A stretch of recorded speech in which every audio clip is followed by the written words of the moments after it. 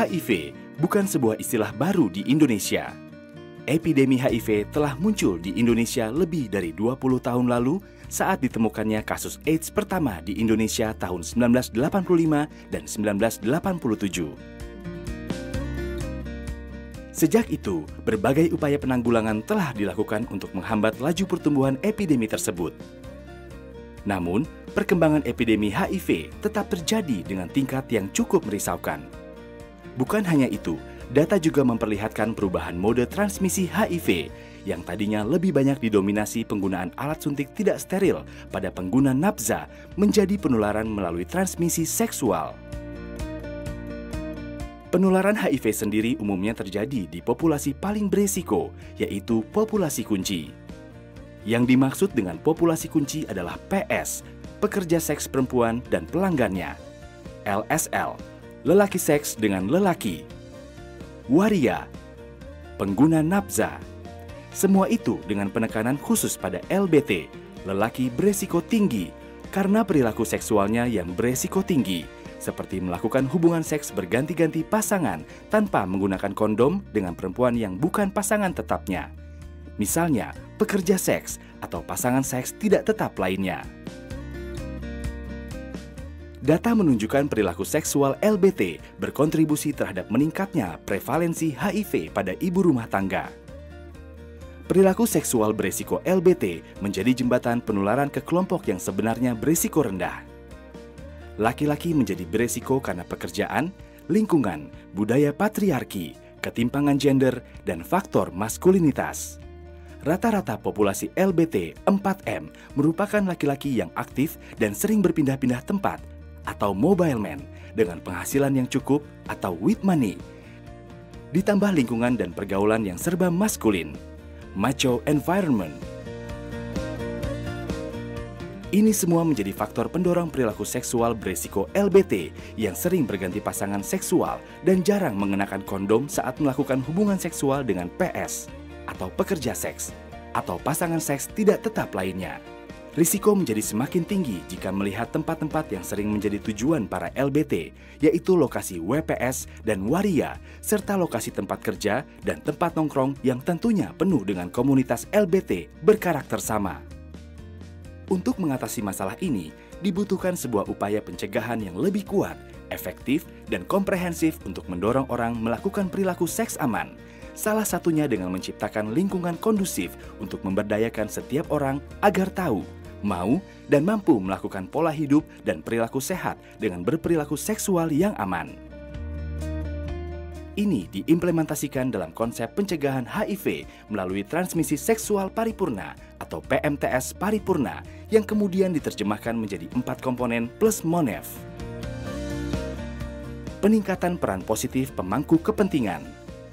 Ini berarti meningkatkan kepedulian, komitmen, serta keberpihakan semua pemangku kepentingan, baik instansi pemerintah, swasta, maupun organisasi komunitas yang memiliki peran strategis dalam penanggulangan HIV dan AIDS untuk menciptakan lingkungan yang kondusif untuk peningkatan pemakaian kondom dan penurunan prevalensi IMS dan HIV bagi semua populasi kunci. Pihak pemangku kepentingan yang terlibat termasuk mulai dari pemangku kepentingan lokal di lokasi hotspot yang meliputi jaringan sosial, mucikari, pemilik wisma atau bar, warga sekitar, komunitas di lokasi hotspot seperti ojek, keamanan, babinsa, babin kamtipmas, RT, RW, lurah, dan satpol PP, sampai dengan pemangku kepentingan di tingkat kecamatan dan kabupaten. Komunikasi perubahan perilaku. Ini berarti berbagai macam kegiatan komunikasi yang direncanakan dan dilakukan secara terintegrasi dan sistematis, seperti penjangkauan, penyuluhan, peer leader atau peer educator, atau kader, untuk memenuhi kebutuhan populasi kunci dan masyarakat untuk selalu berperilaku aman. Kegiatan ini juga diharapkan dengan melibatkan peran media untuk ikut serta dalam memberikan edukasi yang benar. Manajemen pasokan kondom dan pelicin.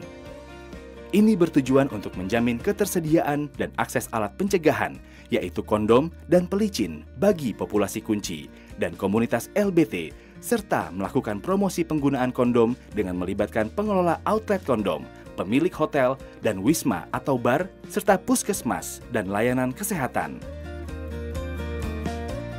Penata laksanaan IMS dan HIV. Ini berarti memfasilitasi dan menyediakan layanan pemeriksaan atau pengobatan IMS dan layanan tes HIV sesuai kebutuhan populasi kunci dengan melibatkan pemangku kepentingan lokal beserta puskesmas dan klinik melalui sistem layanan komprehensif berkesinambungan atau LKB. Dari 4 komponen PMTS Paripurna tersebut, agar programnya berjalan efektif dan berkualitas, maka perlu dilakukan monitoring dan evaluasi yang prosesnya dilaksanakan di setiap komponen secara bersamaan sesuai dengan kebutuhan program PMTS Paripurna. Agar semua komponen PMTS Paripurna ini bisa berjalan dengan optimal, diperlukan sebuah intervensi struktural. Intervensi struktural adalah intervensi terhadap lingkungan atau tatanan fisik, sosial kemasyarakatan, ekonomi, politik, budaya, dan peraturan perundangan untuk mendukung upaya penanggulangan HIV dan AIDS dalam rangka mendukung perubahan perilaku pada semua populasi kunci, yaitu pemeriksaan kesehatan secara rutin, penggunaan kondom secara konsisten, setiap kali berhubungan seksual, dan menghindari perilaku seks berisiko, baik di tingkat individu, kelompok, maupun komunitas. Ini berarti berupaya mendaya usahakan semua kekuatan yang dimiliki pemerintah, sektor swasta, masyarakat, dan komunitas untuk bersama-sama melakukan pencegahan HIV secara komprehensif, integratif, dan efektif pada semua populasi kunci melalui sebuah konsep kemitraan yang kuat antara pemerintah, sektor swasta, komunitas, untuk bisa menggerakkan mesin birokrasi serta tatanan sosial dan didukung oleh keterlibatan pihak media sebagai sarana untuk komunikasi dan sosialisasi yang menjangkau pada setiap level dan setiap waktu. Penanggulangan epidemi HIV dan AIDS hanya dapat dilakukan dengan efektif apabila terjadi sebuah perubahan yang berkelanjutan.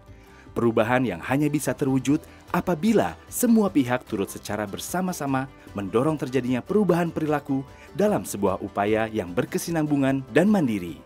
Semua itu dilakukan bersama-sama sesuai dengan kapasitas dan kapabilitasnya. Misalnya, pemerintah berperan mengkoordinasi implementasi program PMTS Paripurna mulai dari tahap perencanaan, pelaksanaan, sampai dengan monitoring dan evaluasi melalui penganggaran dan pembuatan kebijakan. Sektor swasta berperan mengalokasikan dan implementasi program dan mengintegrasikannya dalam kebijakan K3, kesehatan dan keselamatan kerja, serta mengintegrasikan dengan pendanaan CSR atau Corporate Social and Responsibility. Sementara, komunitas dan masyarakat lain terlibat dalam tahapan perencanaan sampai evaluasi, juga berperan menciptakan lingkungan yang kondusif untuk mempromosikan perilaku seksual yang aman. Ini jelas sebuah upaya besar yang membutuhkan kerja keras. Namun, ini adalah sesuatu yang layak kita semua perjuangkan demi masyarakat Indonesia yang lebih sehat dan sejahtera.